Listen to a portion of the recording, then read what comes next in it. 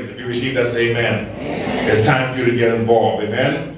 So God sent me here to tell you this morning, arise, get up, shine. Know that you're special. You have something to offer. But start walking in it. Amen. For the light has come, and the glory of the Lord is risen upon you. You have grace on you right now to do whatever it is that God called you to do. For behold, the darkness shall cover the earth, and gross darkness the people. But the Lord shall arise upon you, and his glory shall be seen upon you. And the Gentiles shall come to your light, and kings to the brightness of your rising.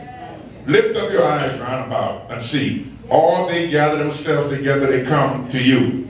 Your sons shall come from afar, and your daughters shall be nursed at your side. Hear this. Then shall you see, and flow together. Let me read it again. This is a ministry message now. When all these things are happening that we see happening around us, God said, when this happens, I want you to see and begin to flow together. Oh. My God, let me say it again. Now, I'm going to get into this in a minute. God said, when you see me doing what you see me doing, I'm doing this for a reason. But when you see it, I want you to begin to flow together. And he said, your heart shall fear and be enlarged because of what the abundance of things I'm doing for you. He said, listen, I want you, genuine love, God, help me. I want you to begin to see what I'm doing, acknowledge I'm doing it, but then I want you to come together as a group of people who love one another, serving the Lord with a reverent heart towards me. Glory to God. That your heart will be strengthened based on the testimony that I'm giving you and the things I'm showing, but it's important that you flow together. I feel like I can preach right here. Let me say it again. He said, then shall you see. And you can't deny what God is doing, even in your own personal life. But then you should humble yourself and begin to flow together. There should be a flowing going forth of everything in your life and destiny and ministry. Are y'all hearing me this morning? Because your heart, you should be, see, I got a testimony on Sunday. I'll be done in a minute. You can sit down. I got a testimony on Wednesday night that humbled me before God. And when I saw it, I said to my wife, I said, man, this is humbling to hear what God does. But it makes me have a reverent heart towards him. It strengthens my faith in him.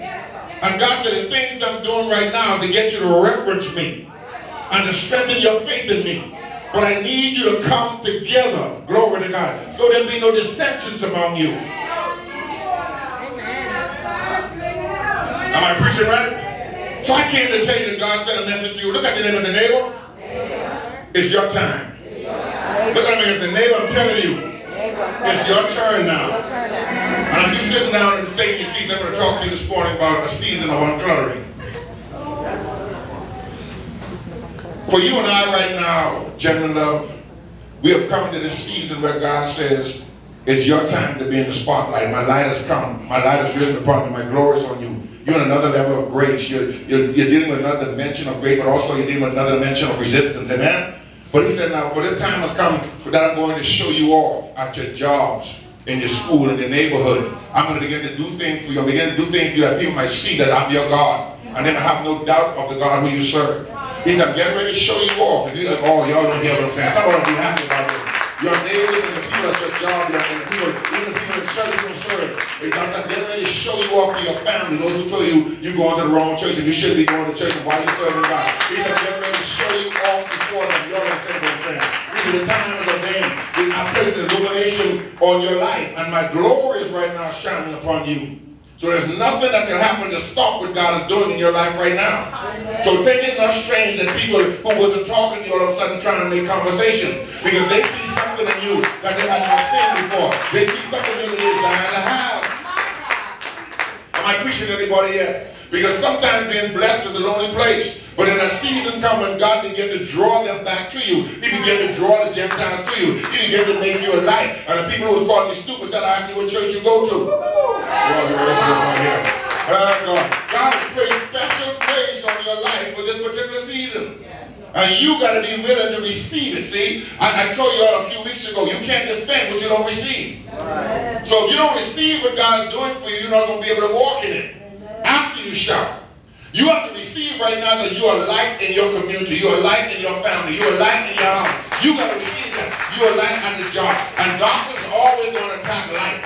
So you got to be able to differentiate between what you should respond to and not. Because now is the time of uncluttering. You have to get rid of those things. God help.